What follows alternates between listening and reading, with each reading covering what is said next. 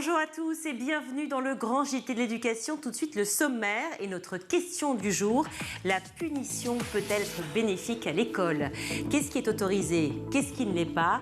Quelles sont les alternatives face à un mauvais comportement? On en débat avec nos invités tout à l'heure.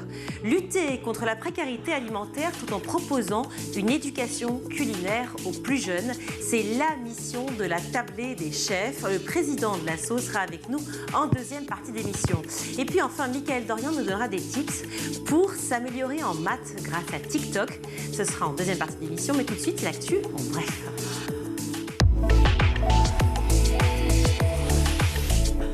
Bonjour Mickaël, en pleine forme? En pleine forme, et vous Virginie, ça va? Oui, très heureux d'être avec vous. On commence les actus en bref, justement, avec Jean-Michel Blanquer qui s'est rendu ce jeudi dans l'Eure. L'éducation nationale se mobilise pour l'Ukraine. Le ministère s'organise avec les collectivités locales et les associations dans le but de scolariser les enfants qui ont fui la guerre avec leur famille. À Grand-Bourteroulde, dans l'Eure, Jean-Michel Blanquer a rencontré les enseignants d'une école qui a accueilli plusieurs élèves ukrainiens ces derniers jours. À Paris aussi, dans les écoles, collèges et lycées, on se prépare à accueillir des centaines d'enfants ukrainiens. Alors que depuis lundi, la maire de Paris, Anne Hidalgo, enchaîne les réunions avec les maires d'arrondissement, le consul d'Ukraine et les associations. Un plan d'accueil d'envergure vient d'être dévoilé. Outre l'ouverture des écoles et la gratuité des cantines pour les enfants ukrainiens de 3 à 18 ans, les écoles primaires proposeront également le soir des cours d'apprentissage du français pour les adultes. On parlait du ministre de l'Éducation, Jean-Michel Blanquer. Il participait à la veille justement à une table ronde sur l'égalité entre les filles et les garçons. Avec pour thème l'orientation et la mixité des métiers. Était présent lors de cette discussion autour du ministre, l'Observatoire de la mixité, la ministre chargée de l'égalité entre les femmes et les hommes, Elisabeth Moreno, ainsi que le PDG de la SNCF, Jean-Pierre Farandou. Jean-Michel Blanquer qui a rappelé sur Twitter que pour favoriser l'égalité filles-garçons, la mobilisation de tous et notamment des entreprises était nécessaire. Et oui, il y a de grands pas à faire sur ce sujet-là, notamment. Mercredi avaient également lieu les rencontres nationales des cités éducatives. Déployées depuis 2017, le réseau compte aujourd'hui 200 cités éducatives dans le pays. Leur but, intensifier les prises en charge éducatives des enfants et des jeunes de la naissance à l'insertion professionnelle avant, pendant, autour et après le cadre scolaire. Était notamment présent lors de cette rencontre nationale des réseaux de cités éducatives. Édouard Geoffrey, c'est le directeur général de l'enseignement scolaire. Et puis Mickaël, on en parlait hier, est-ce que vous l'avez fait ce matin à 10h, de vous arrêter un quart d'heure pour lire? Alors c'était compliqué, moi ce matin à 10h j'étais dans ma voiture, donc j'aurais pu avoir... Vous sortiez de la radio? Je sortais de la radio, donc ça aurait pu être compliqué, mais effectivement j'ai lu le livre de Vanessa Springoras dont je vous ai parlé hier. En tout cas, toute la France s'est arrêtée pour lire, y compris dans les écoles. Oui, notamment dans le Puy-de-Dôme, où vous allez pouvoir voir quelques images de ce quart d'heure de lecture nationale organisé par le Centre national du livre et l'éducation nationale. Ici, des élèves de CE2 de l'école La Fleurie de Lampédès, en compagnie du recteur de l'Académie de Clermont-Ferrand. Un quart d'heure de lecture libre et collective pour développer chez les enfants la concentration, l'aisance et l'attachement à une pratique régulière de la lecture. Donc entre la sortie de la radio et maintenant, vous avez réussi à lire un livre entier? Non, j'ai lu quelques minutes, quelques pages, voilà, si vous voulez tout savoir. Merci Mickaël. La punition est-elle bénéfique à l'école? Quelles sont celles qui sont interdites? Quelles sont celles qui sont autorisées? Quelles sont les alternatives? Eh bien, c'est l'heure de la question du jour.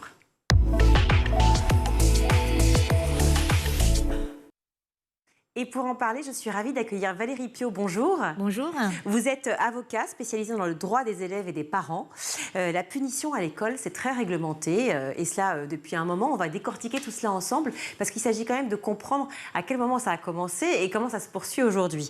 La circulaire de juin 1991, on n'est pas en 1800 et quelques et pourtant il y a déjà des lois qui ont été réglementées à ce moment-là. Oui. La circulaire de juin 1991 interdit toute violence physique et châtiment corporel exercé par l'enseignant. Déjà, rien que de stipuler le châtiment corporel, ça en dit long sur ce qu'ont vécu peut-être nos grands-mères et nos arrière-grands-mères, non? Exactement. Et c'est vrai que la les grands-pères éventuels a ratifié la Convention des droits de l'enfant et tout châtiment corporel est interdit à l'école.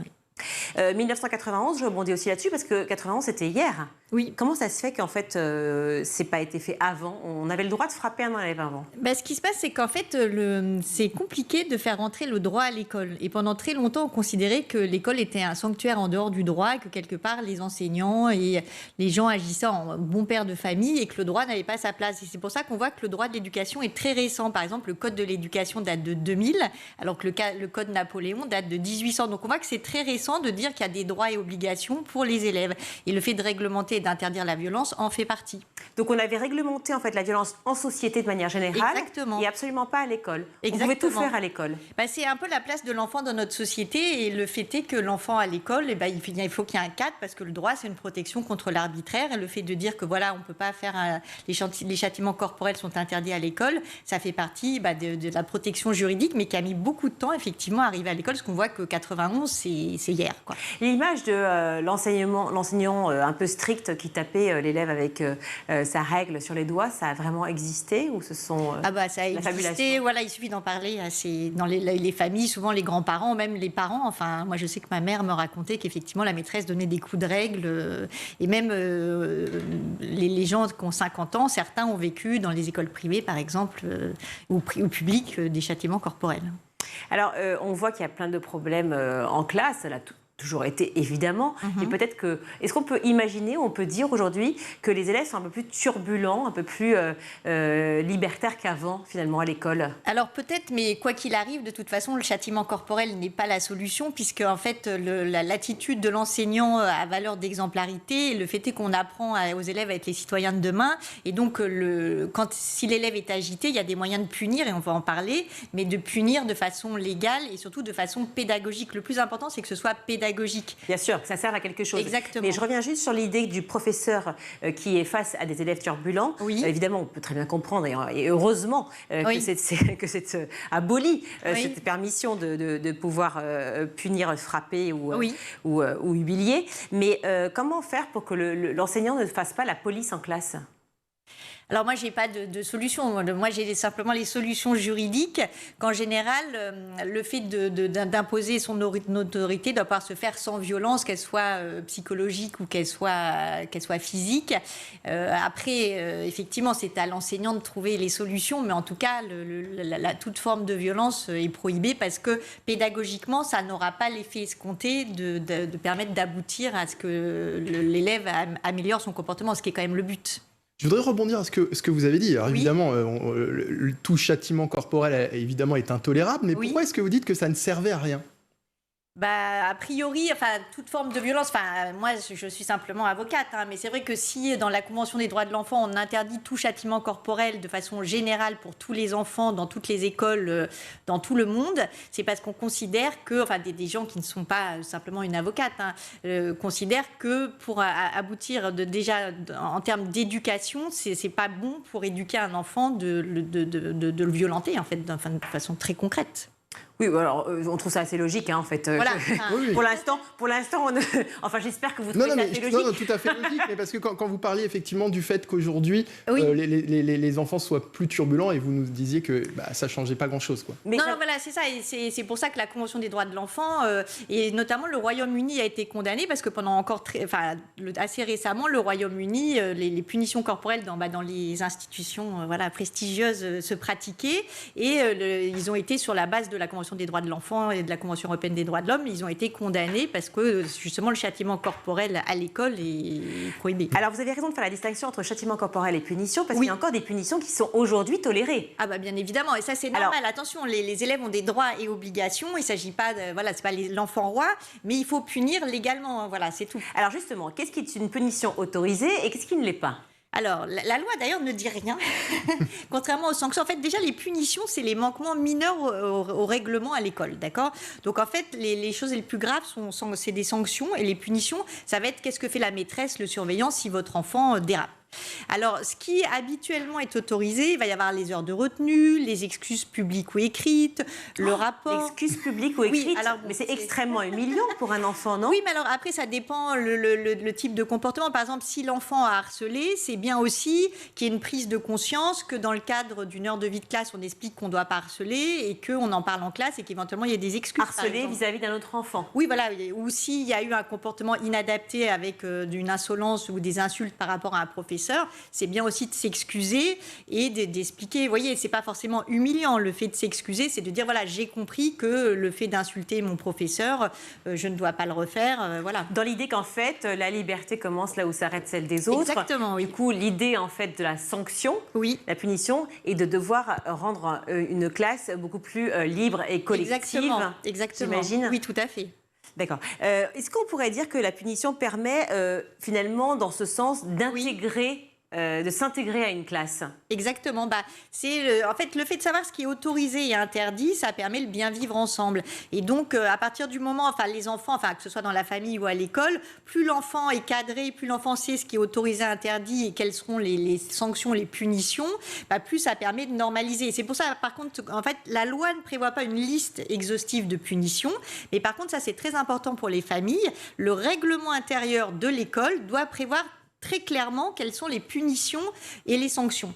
Alors effectivement, j'ai vu beaucoup de règlements différents en préparant l'émission. Exactement. De beaucoup d'écoles publiques et privées de régions et de départements différents. Et effectivement, c'est pas toujours la même chose. Voilà, donc ça c'est très important. Il faut que les familles le sachent. C'est-à-dire que s'il y a une punition qui vous paraît étonnante, on pourra parler de la confiscation notamment des portables, il faut que ce soit prévu dans le règlement intérieur. Donc on ne peut pas appliquer à votre enfant une sanction qui n'est pas dans le règlement intérieur, une punition qui n'est pas dans le règlement intérieur. Alors je rappelle, Valérie Piot, que vous êtes avocat spécialisé justement dans le droit des élèves et des parents. Il y a des parents qui comprennent ou qui ne comprennent pas justement l'attitude de certains professeurs ou chefs d'établissement à l'encontre des enfants qui subissent justement ce type de sanctions ou punitions. Voilà, il faut savoir que quand les familles viennent me voir, c'est qu'évidemment il y a un problème avec l'école et on n'est pas du tout comme aux États-Unis où les gens viennent voir à la légère un avocat. Quand ils viennent me voir, c'est souvent qu'il y a eu dérapage. Et effectivement, les parents, quand il y a des punitions qui vont être humiliantes et vexatoires par rapport à l'élève, des punitions qui vont être illégales, à ce moment-là, les familles n'hésitent pas à contester, soit en prenant un avocat, soit en écrivant à l'école, au directeur de l'école ou au supérieur hiérarchique. Mais quel type de punition, par exemple, peut être illégale? Qu'est-ce que vous avez rencontré comme type de Déjà, dossier? ce qui est très important, c'est de savoir qu'il faut distinguer la punition, c'est le comportement de l'élève. Donc, si par exemple, il a mal parlé au professeur, c'est normal qu'il soit puni. Par contre, on ne peut punir que son comportement, par exemple avec une heure de colle, un devoir à faire. On n'a pas le droit de baisser ses notes. Donc ça, c'est un gros litige, notamment dans les familles, quand un professeur va soit mettre un 0 à un élève pour une absence ou pour un problème de comportement, c'est complètement interdit, ou baisser une note. Par exemple, si votre enfant a 15 moins 2 points pour bavardage, ou que votre enfant a 0 pour problème de comportement, ça, vous êtes tout à fait en droit de demander l'annulation du 0, parce que c'est illégal. Donc ça, déjà, c'est important. Mais en revanche, un 0 en maths, parce qu'on a juste eu des mauvaises réponses. Exactement. Ouais. Ou c'est pareil, si votre enfant est absent, on ne peut pas sanctionner son comportement, son absence par un 0. Voilà, c'est pareil. On ne peut pas, sauf examen. Voilà. Donc ça, c'est important. Donc déjà, le caractère pédagogique, il faut complètement c'est complètement distinct du caractère disciplinaire, donc des punitions. Après, ce qui pose aussi problème, c'est les punitions collectives. Là, c'est pareil, c'est une pratique qui est encore malheureusement trop répandue. Et le principe, c'est que la punition, elle doit être individualisée. Donc en fait, on punit un élève. Et si la classe, il y a du bruit dans la classe, on ne peut pas punir tous les élèves. Et pourquoi pédagogiquement c'est interdit?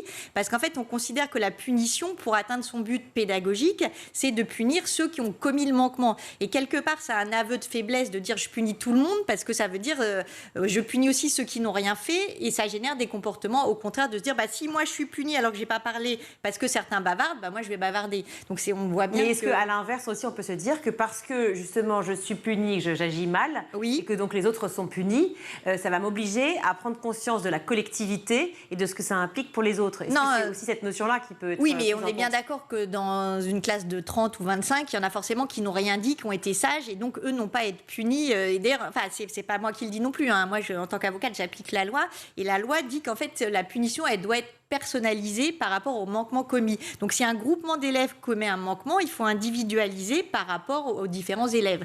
Voilà, et pas punir toute la classe. Alors je vous confirme que c'est pas du tout acté partout, puisque oui, je le vois autour de moi. Je ne sais pas si vous rencontrez ça aussi avec vos enfants ou les enfants des gens qui vous entourent, mais il y a encore des punitions qui sont actuelles. Et j'ai même un chiffre qui est une étude faite en 2018. Oui. 16 000 élèves du CE2 au collège ont été interrogés. Le résultat est que sur les 16 000 élèves, 2/3 des élèves disent avoir été punis au cours de l'année scolaire. Alors, enfin, punis collectivement, vous voulez dire? Non, punis de manière générale. Alors, on ne sait pas ce que ça veut dire, parce qu'il y a des punitions qui sont autorisées oui, parce qu'attention, non autorisées. Voilà, on a le droit de punir.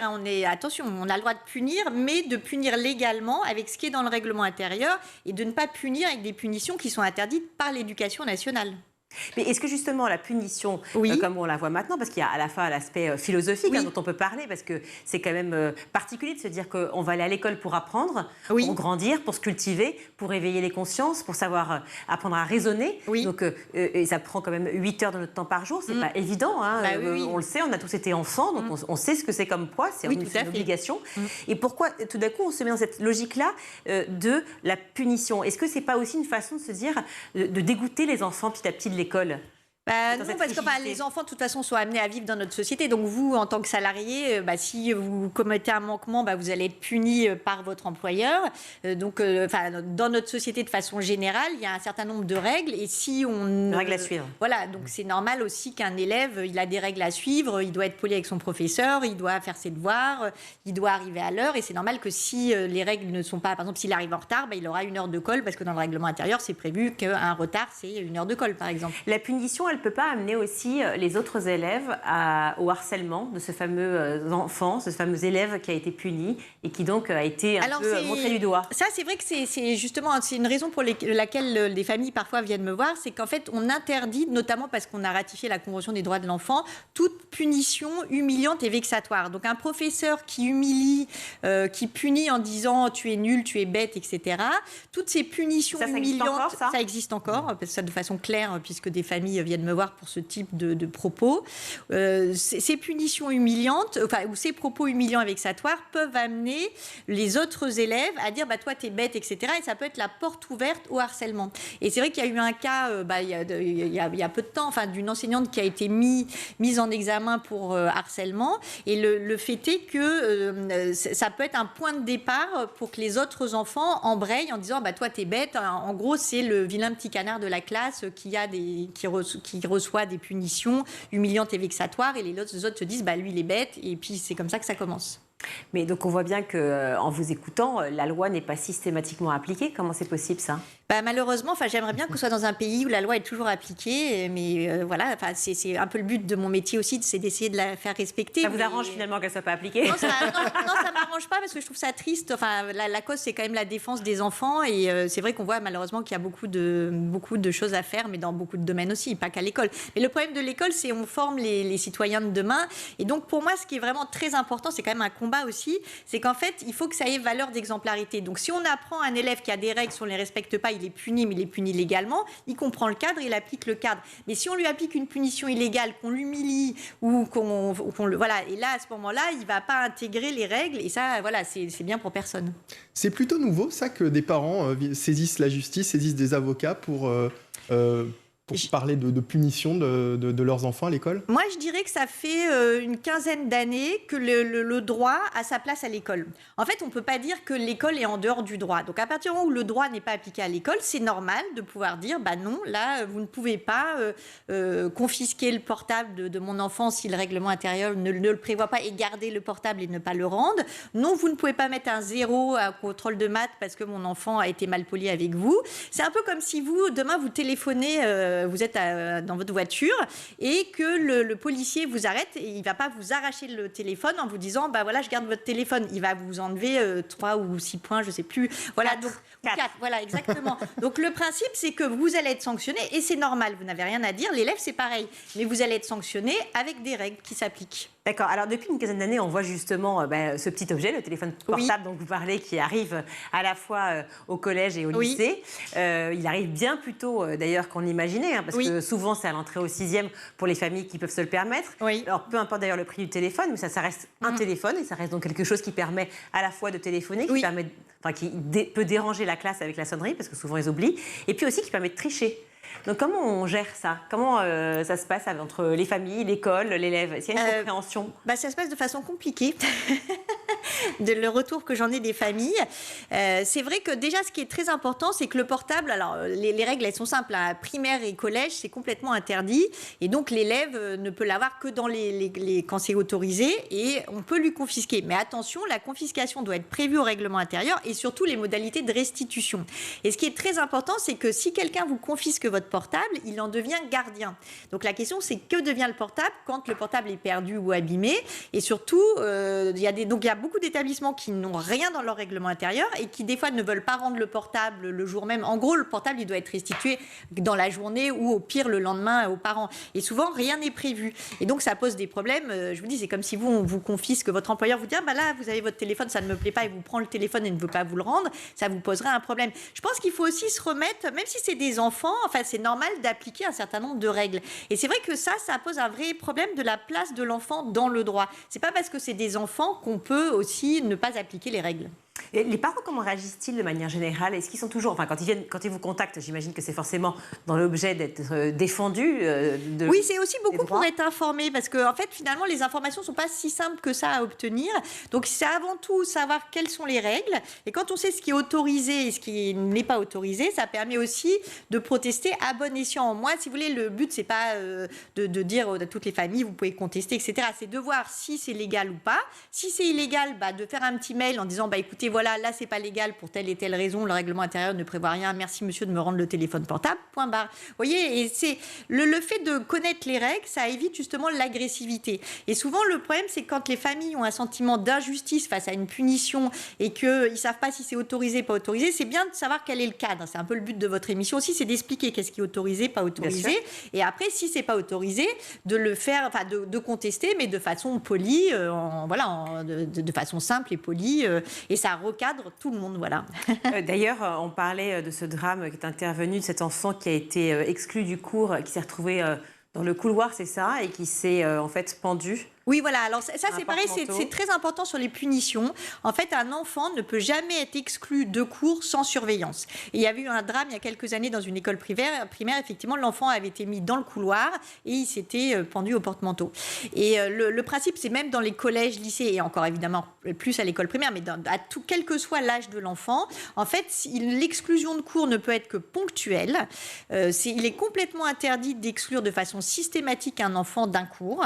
Les parents doivent être informés, ça c'est très important parce qu'on a des cas où des fois les gamins sont systématiquement exclus par un professeur, pas d'information des parents, et surtout ils doivent être pris en charge par la vie scolaire et normalement on doit leur donner un devoir à faire. Donc c'est complètement illégal parce que l'enfant n'est plus en sécurité, l'enseignant doit toujours assurer la surveillance de l'enfant et le fait d'être dans le couloir sans surveillance, c'est illégal. Peu importe l'âge. Peu importe l'âge, même s'il a 17 ans, c'est une mise en danger de l'enfant ou même 18 ans parce que l'enfant est toujours sous la surveillance de l'enseignant qui en est responsable. Dans les faits, ça existe.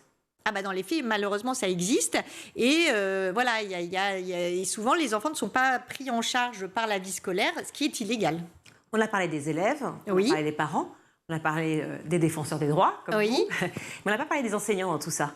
Les enseignants, comment réagissent-ils par rapport à la punition? Parce que c'est très compliqué pour eux quand même. Ils exercent plusieurs rôles. C'est déjà pas facile d'enseigner, on le sait. On est quand même extrêmement admiratif du courage des enseignants aussi, qui exercent un travail difficile.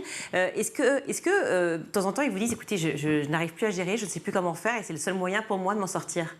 Alors moi, je sais que ça m'arrive aussi que certains enseignants me contactent.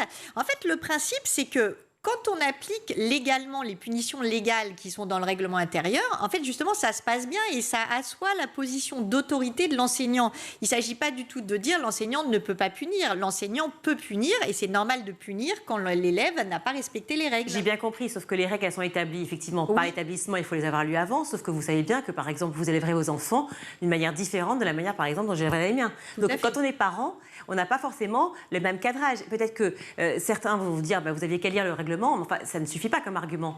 Il y a non, mais on est quand même dans l'école de la République, donc justement l'enseignant, enfin, c'est très important. C'est-à-dire que justement, c'est pas à chaque enseignant de décider comment il veut sanctionner l'élève, parce que il est pas, justement, c'est pas ses enfants. L'enseignant ou le chef d'établissement, enfin, il y a un règlement intérieur et c'est voté avec justement les enseignants au conseil d'administration. Il y a des parents, le chef d'établissement, etc.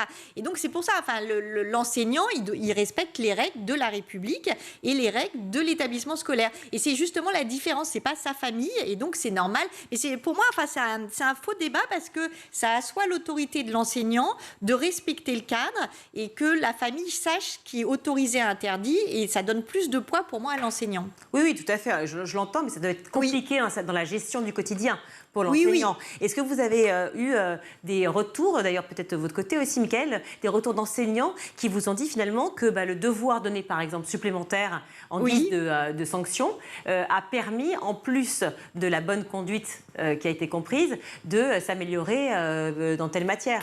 Est-ce que c'est toujours bénéfique?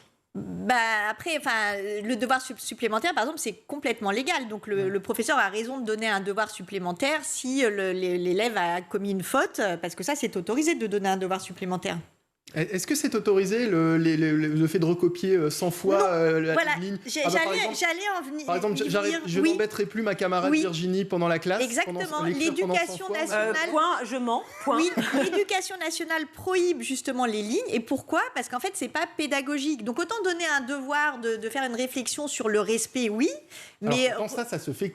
Voilà, mais dans les circulaires de l'éducation nationale, il est dit que en fait c'est prohibé. Mais pourquoi c'est prohibé? C'est parce que c'est pas pédagogique. En fait, le but de la punition, c'est d'être pédagogique. Et c'est pour ça qu'on considère qu'humilier un élève, c'est pas pédagogique.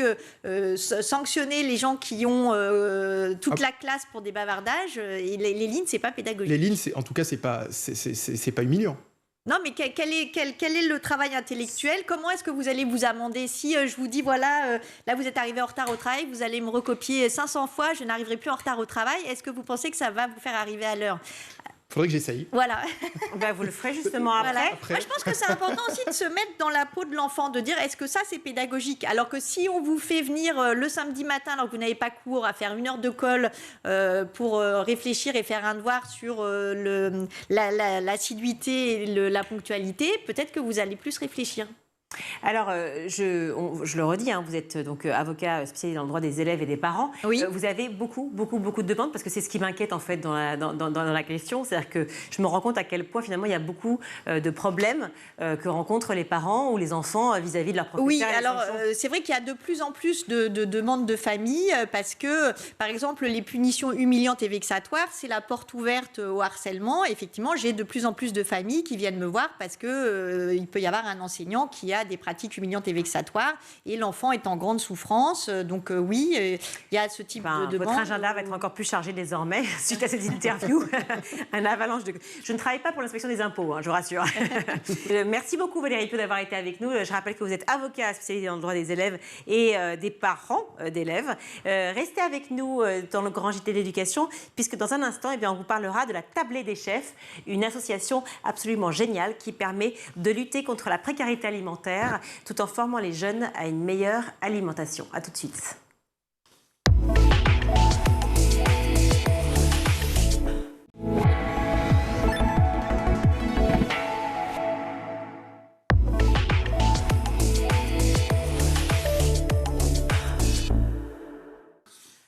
Bonjour Vincent Brassard. Bonjour. Ravi de vous accueillir sur le plateau du Grand JT de l'éducation. Alors je parlais de la Tablée des chefs. Qu'est-ce que c'est la Tablée des chefs? Quelle est votre mission? Alors une mission, on a une mission on a 2 grandes actions dans cette mission. Une première qui est de nourrir les plus démunis, les familles dans le besoin, et une deuxième qui est d'éduquer les jeunes à une bonne alimentation. Alors, nourrir, tout d'abord, nourrir, ça a été créé quand, la Table des Chefs? Alors, la Table des Chefs est en France depuis 2013, mais elle s'est créée, elle est née en 2002 à Montréal. D'accord. Voilà. Donc, enfin, elle est venue en France, c'est tant mieux. Voilà, par mon intermédiaire, en fait. Voilà. D'accord. Et nourrir, en fait, les enfants, parce qu'effectivement, on le sait, il y a beaucoup d'enfants qui ne mangent qu'une seule fois par jour, et notamment à l'école. Tout à fait. Et donc, du coup, votre but, c'est de nourrir à l'école, en dehors de l'école, c'est comment? Alors, nous, notre but, c'est en fait, on s'appelle l'association de la Table des Chefs. On est le collectif des chefs engagés. Et l'idée, alors au départ, l'association est née sur ce constat-là, c'est que sur les événements qui étaient organisés par les chefs, traiteurs, etc., il y avait pas mal de gaspillage. Et c'était quand même une aberration un petit peu de ces plats qui avaient été préparés par ces chefs pouvaient parfois finir à la poubelle. Et donc de ce constat-là, on s'est dit bon, il faut faire quelque chose. Donc ces surplus ont été récupérés et ont été donnés. On a été des facilitateurs pour le don à l'aide alimentaire. Donc voilà, l'asso est né de ça. Mais après, évidemment, on a voulu aller plus loin en se disant, pour bien lutter contre le gaspillage alimentaire, l'idée, ce serait qu'il n'existe pas. Donc il faudrait donc éduquer. Mais éduquer qui? Plutôt les générations futures, plutôt les enfants, parce que les enfants, c'est la porte d'entrée dans les familles. Et puis après, on s'est dit, mais vers quel type d'enfants on aimerait aller? Plutôt des enfants dans des quartiers un petit peu difficiles, où effectivement la précarité alimentaire est très présente. Et en fait, en gros, aujourd'hui, ce qu'on veut surtout faire, c'est lutter contre la précarité alimentaire. Donc, dans une action concrète qui est une récupération de surplus, une distribution, ou parfois, on en parlera peut-être après, mais des opérations dans l'année qu'on va organiser, où là on va cuisiner avec des chefs, avec des jeunes, des plats pour l'aide alimentaire. Et puis un volet éduqué de sensibilisation, où là on organise des ateliers. Des ateliers culinaires. Alors justement, parlez-moi de ces ateliers culinaires, parce que j'ai vu qu'ils se faisaient beaucoup au sein de foyers, en fait, de maisons d'enfants à caractère social. C'est ça. Et donc, vous apprenez à des jeunes de 12 à 18 ans, c'est ça, à cuisiner. Et comment on fait pour cuisiner bien, manger mieux, en dépensant pas trop? Alors ça, c'est pas... Moi, je suis pas chef, en fait, c'est un peu le paradoxe. Je suis le président de l'asso, mais je suis pas chef. Mais vous êtes un gourmand? Vous êtes un gourmet? Vous êtes un humaniste? Qu'est-ce qui a fait que vous êtes... Je suis plus un humaniste qu'un... Mais en fait, je suis quand même passé par une formation hôtelière, etc. Donc, je suis quand même pas très éloigné de ça. Mais moi, j'étais plutôt côté salle que côté cuisine, au début. Et puis après, oui, c'est plutôt l'engagement social, moi, qui me plaisait autour de ça, mais même si j'aime bien manger, Mais pour revenir à ces enfants, justement, qui ont entre 12 et 18 ans, comment on fait pour les éduquer au goût, alors que souvent, en fait, il y a un morceau de pain, il y a un bout de fromage, enfin, ça traîne. Alors moi, je crois que la réussite de notre association, et pourquoi on a beaucoup d'impact, parce qu'on travaille avec des chefs passionnés. Et moi, je pense que comment on fait pour les éduquer au goût? On les éduque par la passion. Et en fait, c'est vraiment ça qui fonctionne. C'est que nos chefs, qui sont des chefs bénévoles, donc il faut comprendre que les chefs ont très peu de temps, travaillent beaucoup, et on arrive à leur dire, tiens chef, tu viens avec nous pendant 2 heures. Et pendant 2 heures, le chef, il vient, et bon, quand on cuisine bien, on a un cœur gros comme ça. Et c'est cette passion-là qui fait que, qu'on arrive à embarquer les jeunes, à les sensibiliser à cette cuisine, et à leur donner les astuces qui vont leur permettre de bien manger pour pas cher. Alors, si je prends quelques noms, Guillaume Gomez, ancien chef de l'Élysée, qui est un camarade, qui est d'ailleurs venu dans l'émission, on en a parlé beaucoup, François Daubinet, pâtissier, Bernard Leprince, Joanne Lemonnier, Morgane Rimbaud, Simone Zanoni, du Georges V quand même. Ils sont très nombreux, il y en a une trentaine, je sais pas. Ah non, plus que ça. Non, plus dites-moi, combien? Je sais pas, 80, 90 peut-être. Ah oui, j'y étais pas, voilà, 80. Mais ce que j'aime bien, c'est qu'il y a effectivement, je sais pas, Pascal Barbeau, ou des triples étoilés, Éric Fréchon, par exemple, c'est des chefs qui ont fait des choses avec nous. Mais il y a aussi, et moi ça me plaît beaucoup, il y a aussi le chef retraité, je pense à Gérard Cagna, 75 ou 76 ans, aussi un double étoilé, ou le jeune qui vient d'avoir son CAP. C'est-à-dire que nous, il n'y a pas de... Voilà, c'est tout type de chef. Ce qu'on veut, c'est des chefs qui s'engagent, des chefs qui ont la passion et des chefs qui vont transmettre. D'accord, mais alors donc du coup, ces fameux chefs, quand ils arrivent, je reviens toujours sur la même question, mais je vous aurai, vous allez me répondre. Je ne lâche rien, c'est ça le principe des journalistes. Vous arrivent dans la maison, dans les foyers, et vous êtes avec vos jeunes de 12 à 18 ans, et ils ont peu d'argent, c'est le principe des foyers, effectivement, même si on essaie de faire en sorte qu'ils grandissent mieux et bien, mais on cuisine avec peu. Comment on fait pour les éduquer au goût? C'est-à-dire qu'on arrive avec une tripotée de légumes et de fruits pour leur expliquer ce qui existe. Comment on fait? Alors déjà, on se met en conditions réelles et en conditions réelles du quotidien. C'est-à-dire qu'en fait, nous, alors c'est les foyers qui fournissent... Parce qu'en fait, on ne va pas que dans les foyers, on va aussi dans les collèges, mais si on parle des foyers, c'est la moitié de nos ateliers.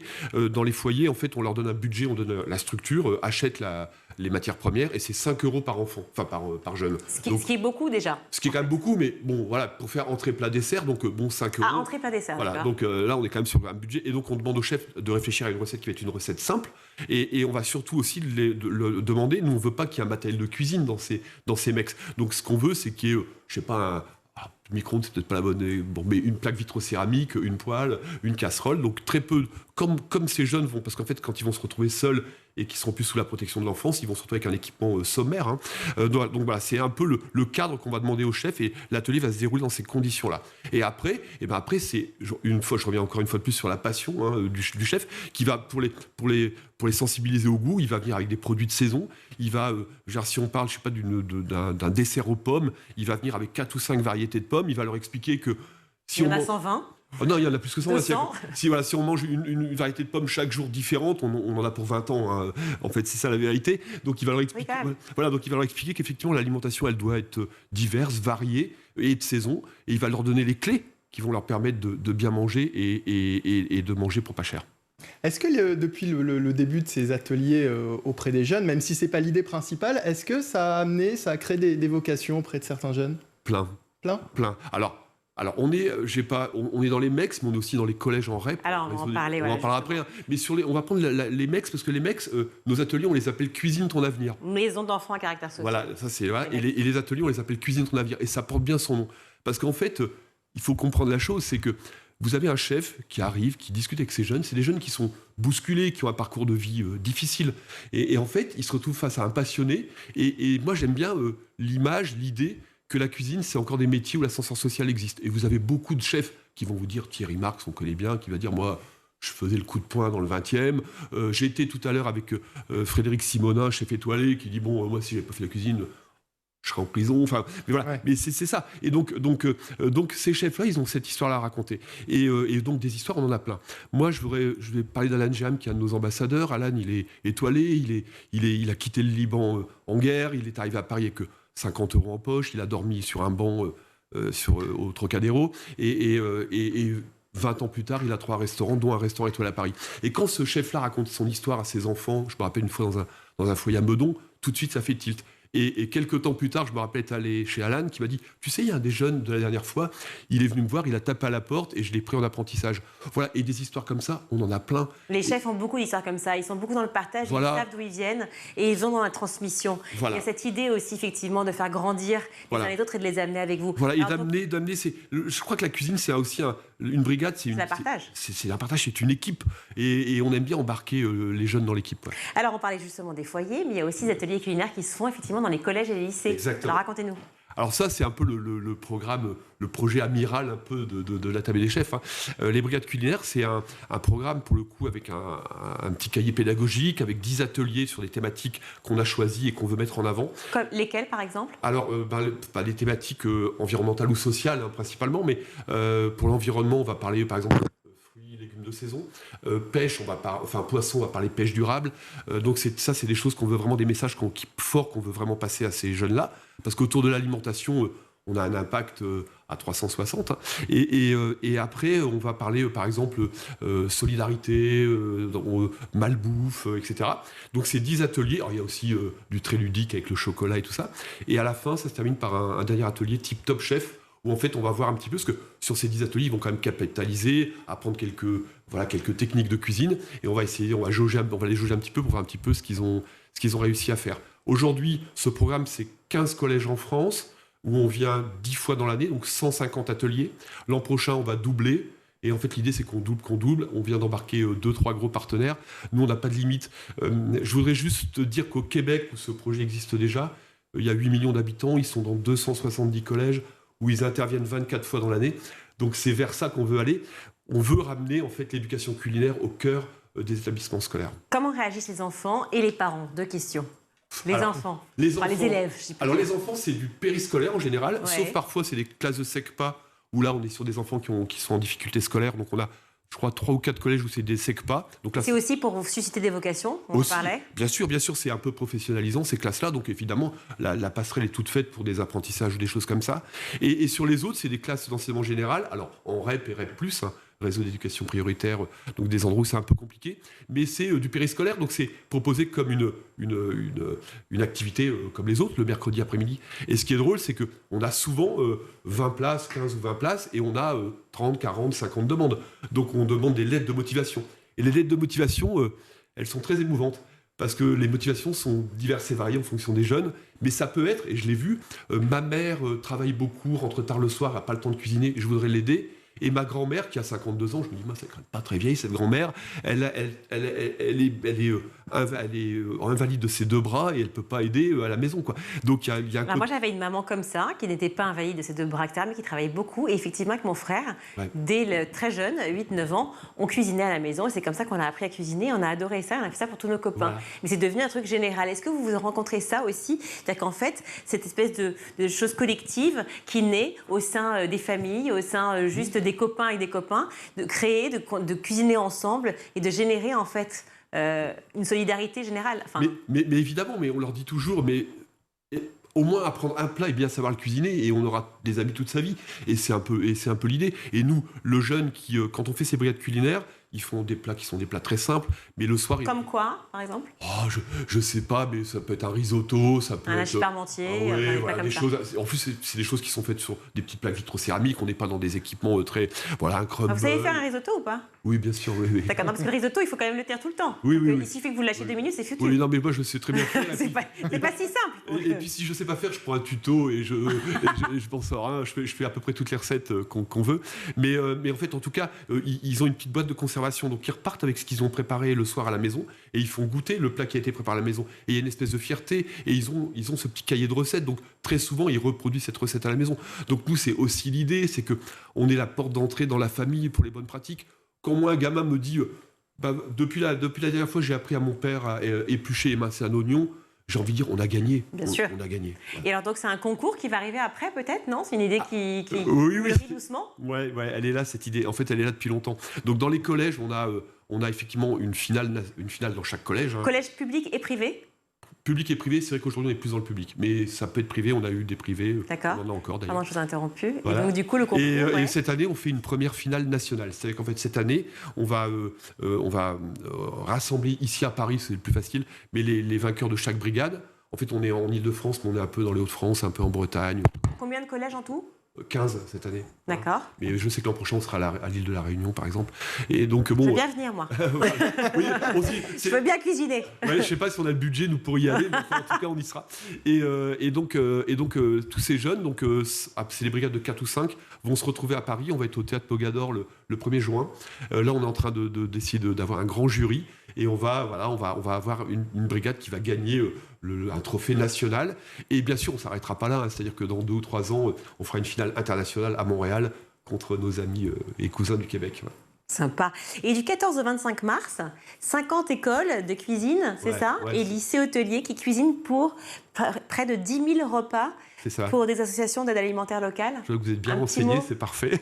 C'est grâce à la rédaction, vous savez, on est une rédaction formidable ici, Megafem. J'en doute pas. C'est un événement absolument incroyable, alors qui s'appelait jusqu'à l'an dernier la semaine des écoles hôtelières et qui cette année s'appelle donc les cuisines solidaires La Relève, c'est le nom qu'on a voulu lui donner. C'est vraiment un super événement. En fait, il y a plusieurs choses là-dedans. Il y a l'idée de faire connaître notre association auprès des futurs chefs, parce que demain, c'est eux qui viendront animer bénévolement nos ateliers, donc il faut aussi travailler le futur. Et puis c'est aussi donner un petit coup de main, même un sérieux coup de main à l'aide alimentaire. Au mois de mars, c'est un moment difficile pour les associations d'aide alimentaire, il y a un peu moins de dons. Voilà, on sait, tout le monde le sait, que l'aide alimentaire est en grande souffrance, notamment avec la pandémie, etc., plus 35% de bénéficiaires supplémentaires, beaucoup de jeunes, des étudiants, pendant aussi beaucoup de travailleurs précaires de l'hôtellerie et de la restauration. Et donc, là, c'est la 9e édition, on a des partenaires, on fournit à chaque lycée les matières premières, et ils vont cuisiner une recette qui est une recette nationale. Alors, cette année, c'est toujours une recette à base de riz, etc., qui est préparée la recette est préparée par des professeurs de cuisine, et ils vont pendant 15 jours, à leur rythme et à leur niveau, c'est-à-dire que c'est entre 100 et 500 repas par établissement, cuisiner des plats qui vont être mis en barquette, étiquetés et distribués à l'aide alimentaire. Bravo en tout cas, franchement. Vincent Brassard, vous m'épatez. Merci d'avoir été avec nous. Vous êtes le fondateur, donc je le répète, de la Table des chefs. On salue tous les chefs qui font partie de ce joli projet. J'en connais pas mal dans la liste et donc vraiment un grand bravo. Je suis là si vous avez besoin de moi. Je suis bénévole aussi pour ça. Tout de suite, c'est l'heure de la chronique de Michaël Dorian.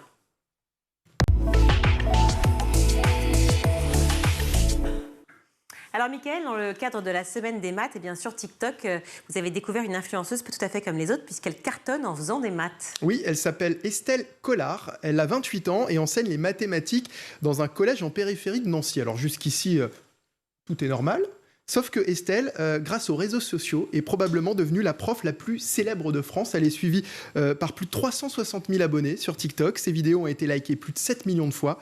Son compte, c'est Wonder Woman. Elle y parle de géométrie, de résolution d'équations, de coordonnées GPS et donne aussi des énigmes à résoudre, une façon de vulgariser les mathématiques en proposant du contenu pédagogique et humoristique. Alors vous voulez un exemple ? Bien sûr. Virginie, vous vous souvenez certainement du cercle trigonométrique. Oui. Évidemment. Au cas où vous auriez oublié quelques notions, voici une petite séance de rattrapage avec Wonder Woman. Merci. Comment fonctionne le cercle trigonométrique ? Le cercle trigonométrique est un cercle de rayon 1.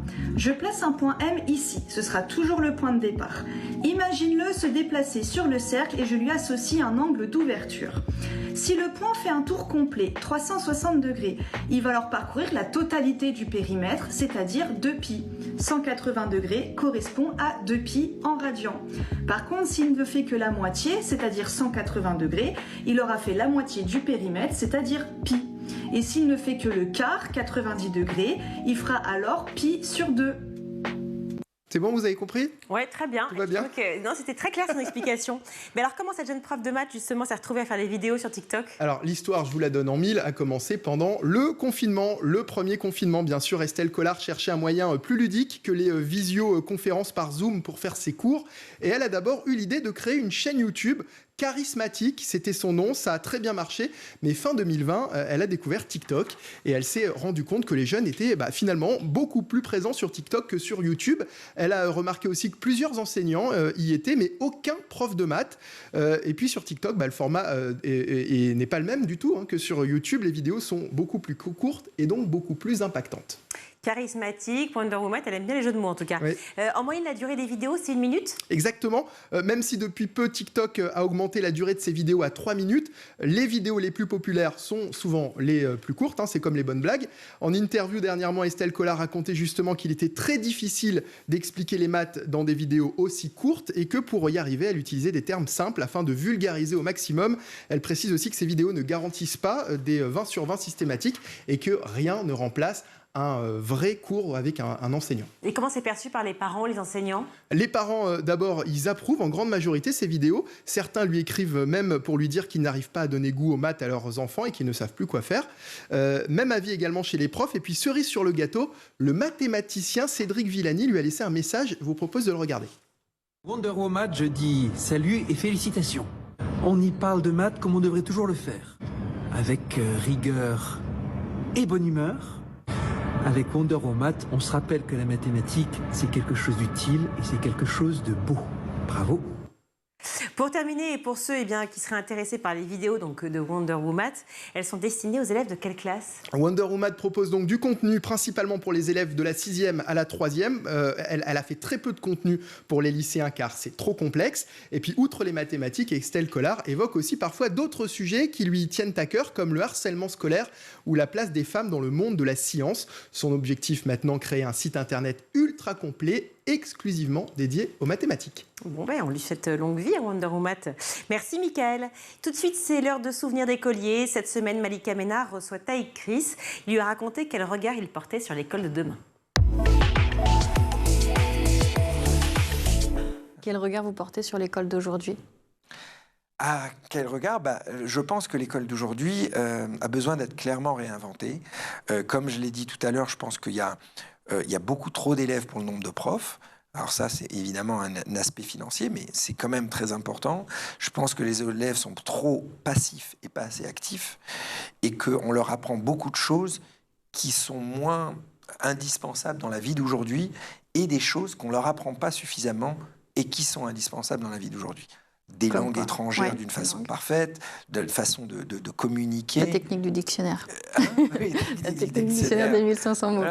Voilà. Mais même arriver à s'exprimer, le fait d'avoir fait du théâtre, ça m'a permis de m'exprimer en public. Et je vois, ça m'a servi pour faire des pitchs, pour trouver des investisseurs, pour parler à la télé, pour faire plein de choses. Donc, Plus de théâtre, plus de langues alors? Voilà, plus de langues, autour de la technologie, clairement. Mais c'est tout le modèle à réinventer. Il faudrait tout changer. Il faut, en fait, il y a sûrement des trucs bien. Et comme je l'ai dit tout à l'heure, je pense que dans le futur, un de mes prochains projets, ça sera créer une école. Et vu que je pars d'une feuille blanche, j'irai en toute honnêteté prendre ce qui est bien à l'école et jeter ce qui n'est pas bien.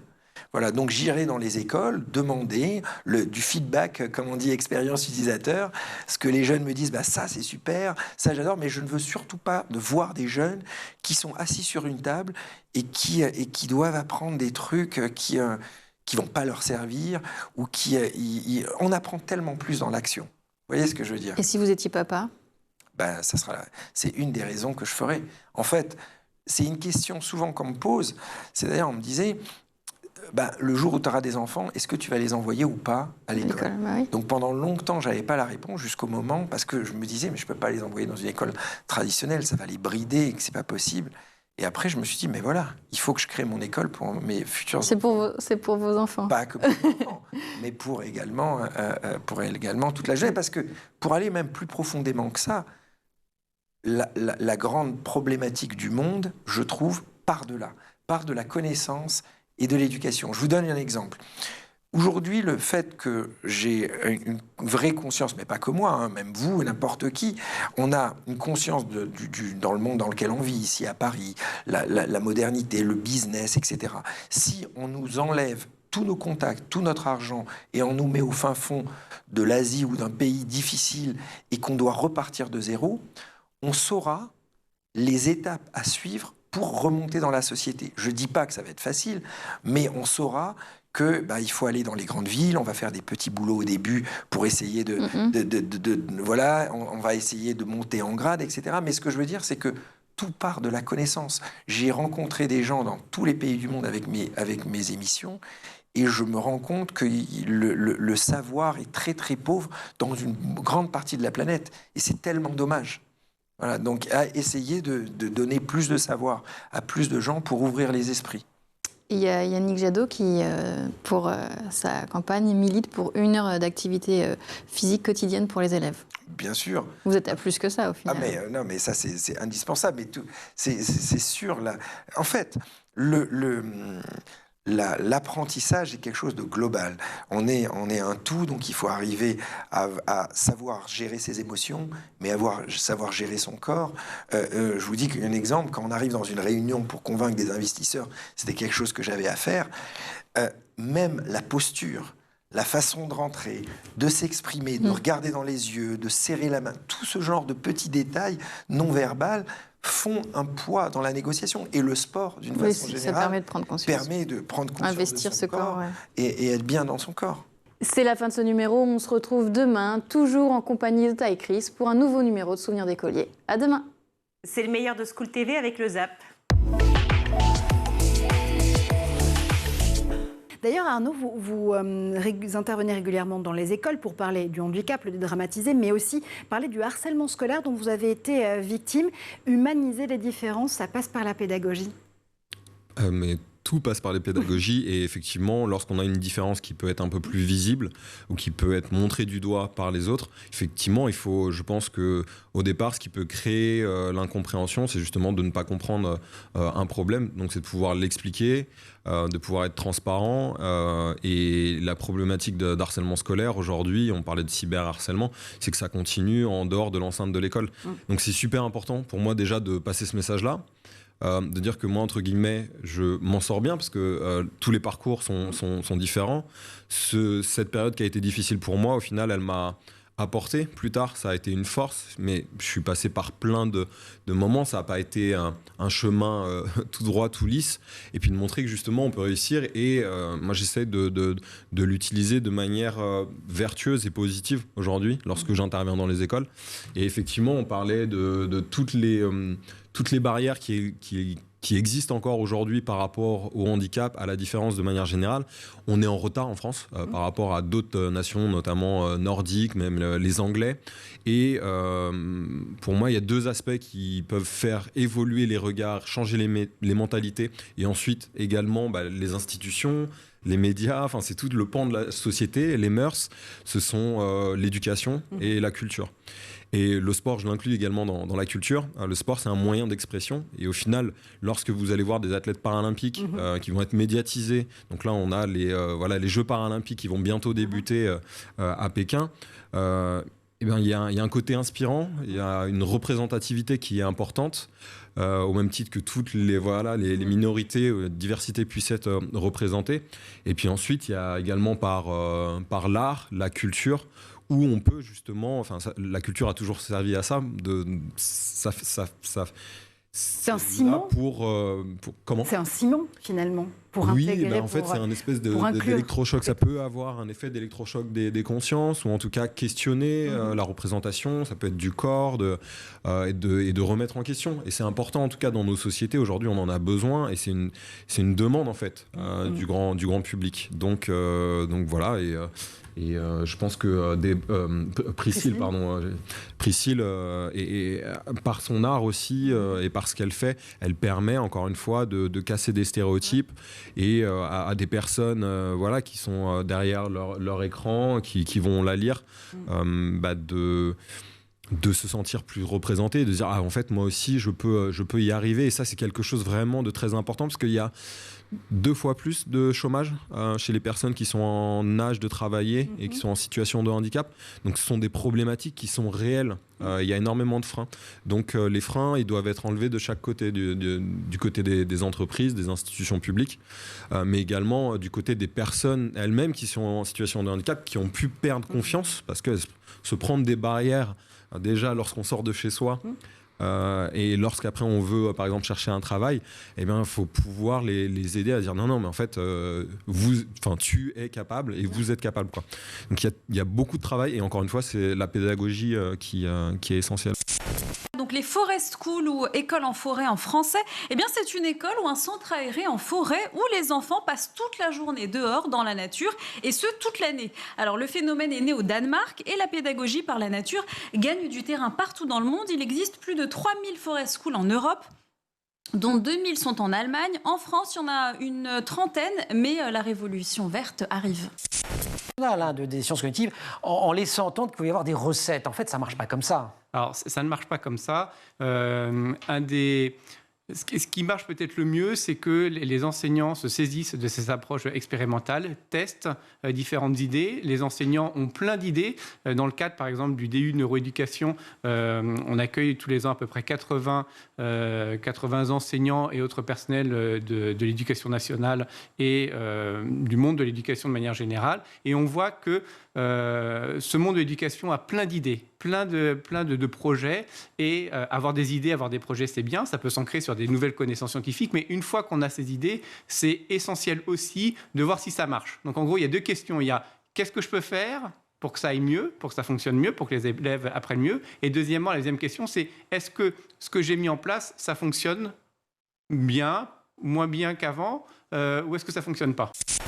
On s'est engagé sans délai, j'ai presque envie de dire, dans cette option virtuelle que représentent les casques, parce que on est, si vous voulez, on entame une révolution de l'orientation où on est dans un contexte où c'est quand même extrêmement compliqué aujourd'hui de trouver les informations, de trouver des stages, et on part du principe que c'est à travers l'immersion, en testant, en se projetant dans des environnements professionnels, qu'on arrive à être un petit peu, à sentir ce vers quoi on a envie d'aller, dans quel environnement de travail, à tester. Et c'est vrai que pour les jeunes, ça nous semblait être un outil, en tout cas, extrêmement séduisant et dynamique, et en tout cas dans nos territoires qui sont parfois éloignés aussi, et des territoires ruraux, je peux vous assurer que les jeunes sont extrêmement friands de ces casques virtuels.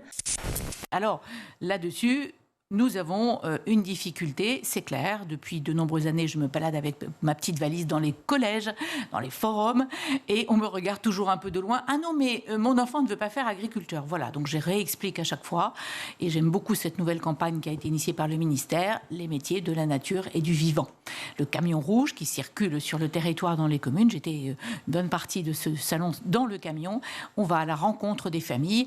Et c'est le petit flyer que je vous ai donné. En fait, voilà, derrière... Alors, je vais vous le lire et je vais vous le montrer, parce que découvrez l'éventail des métiers agricoles. Et regardez, c'est un éventail. Il est extraordinaire. Et on en trouve des tonnes.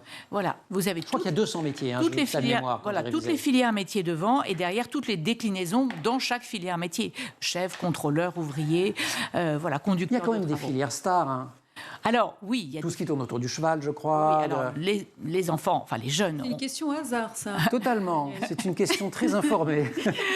Voilà, la filière cheval est très demandée. Les jeunes ont souvent un petit peu des petits poneys bleus et roses dans les yeux. Voilà, c'est un métier qui est rude et difficile. Nous proposons le CAPA soigneur d'équidé. Et ensuite, après, les poursuites de parcours se font dans les établissements comme le CEZ de Rambouillet.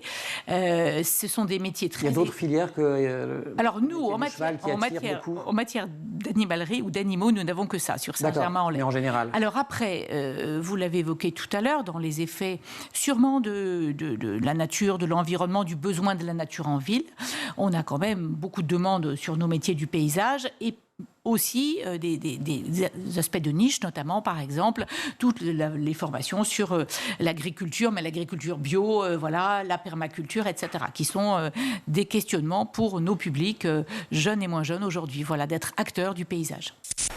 Une humaine bionique, ça veut dire quoi au quotidien ? C'est vrai que, en fait, moi, avant d'avoir cette prothèse, j'ai eu quand même une opération chirurgicale avec derrière 2 ans de rééducation, parce qu'il a fallu récupérer des nerfs qui ont été sectionnés en fait dans le bras et de les reconnecter en fait à des muscles du bras qui ont été créés de façon un peu artificielle.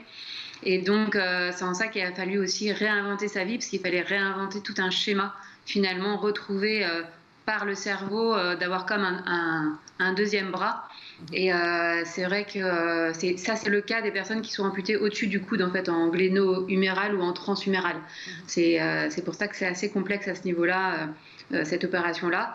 Et du coup, derrière, effectivement, il faut tout réinventer, parce que il faut réinventer, du coup, après une vie avec 2 bras, alors que je m'étais habituée pendant 15 ans à avoir un seul bras. Donc, toutes les actions du quotidien, et puis ensuite, des activités artistiques avec mes 2 bras. Enfin, voilà, donc c'est vraiment le fait de se réinventer au jour le jour. Alors, moi, je vois une évolution. On est vraiment aujourd'hui sur des étudiants qui choisissent leur parcours. C'est vrai que, vous voyez, lorsque j'étais dans le camion ce week-end, une dame me dit toute sa colère par rapport à cet univers professionnel dans lequel elle exerce depuis qu'elle est petite, mais qu'elle n'a pas choisi. Et je lui dis, écoutez, j'entends bien votre colère et votre souhait de ne pas transmettre ces métiers à vos enfants, mais dans les publics que nous accueillons aujourd'hui, ce sont des publics qui vont faire ces choix métiers. Même s'il ne s'agit pas de dire que ce sont des parcours faciles, mais tous les métiers... Et ces jeunes, ils arrivent conscients du fait que c'est dur. Je pense qu'en tout cas, au travers de nos parcours de formation, les équipes pédagogiques, l'alternance, évidemment, permet de rencontrer des professionnels et d'avoir une vraie réalité terrain. On a eu l'effet Covid, avec un certain nombre d'adultes qui nous sont venus nous voir pour refaire, par exemple, ce fameux BTS. On va en parler de ça. Des adultes qui reviennent, le retour à la terre. Exactement. Comment on confectionne ces films et surtout, ça prend combien de temps ? De faire un film ? Oui, tout à fait. Ça va assez vite en fait, parce qu'on est en train d'en produire d'ailleurs avec la région. Là, on était la semaine dernière chez un ébéniste. On sera chez un ébéniste, c'est ça ? Oui. Les métiers d'art, voilà, c'est super. On sera prochainement dans l'univers de la bijouterie. On va produire aussi quelque chose sur les puces industrielles. Donc, la production n'est pas très compliquée. Ce qu'il faut, c'est trouver... D'abord avoir une intention, donc par exemple travailler la représentation homme-femme dans les métiers, travailler les situations de handicap par exemple, ou travailler les métiers de l'industrie. Enfin il faut avoir une intention, ensuite il faut trouver une entreprise qui est disposée à vous accueillir, et puis après on vient, on pose la caméra, on laisse les gens travailler. Comment est né Métier 360 ? Ce constat-là ou... Ouais, ça faisait pas mal d'années qu'on faisait des kits pédagogiques. Donc on a fait plein de formats différents, et on savait que c'était très difficile comme exercice, parce que on va dire les formats classiques pour faire découvrir un monde professionnel, c'est vous louez un bus, vous emmenez la classe et vous visitez un site industriel. Voilà. Ça, c'est super, mais d'abord, ça coûte vraiment très cher pour le coup. Et puis, voilà, vous avez une classe, et dans la classe, il y en a 3 qui sont intéressés. Pas de pause, là, il y en a un qui est malade. Donc ça, c'est le format classique. Puis l'autre façon de faire, c'est de venir en établissement scolaire et puis de faire témoigner quelqu'un. Bon, c'est pas noté, on est toujours dans les murs du collège, c'est pas très enthousiasmant. Donc voilà, là, la techno, elle est toute simple. Je veux dire, on met le casque, ça marche. Nous, on fait de la vidéo, donc c'est très réaliste. Et ça permet d'avoir les bénéfices de l'immersion, donc comme un petit sage. C'est la fin de cette édition. Merci Mickaël. Merci Virginie, à demain. À demain, exactement. On se retrouve évidemment à les mêmes heures. Schooltv.com pour nous retrouver de ce canal 247 sur les Freebox. Merci beaucoup à toute la rédaction, Emma Guessel, Agathe Delannoy et Judith Garrigue. Merci à Laure Audemont au maquillage. Merci à Amanda Montero au son, ainsi qu'à Lauriane Boué à la réalisation, une régie entièrement féminine. Ciao.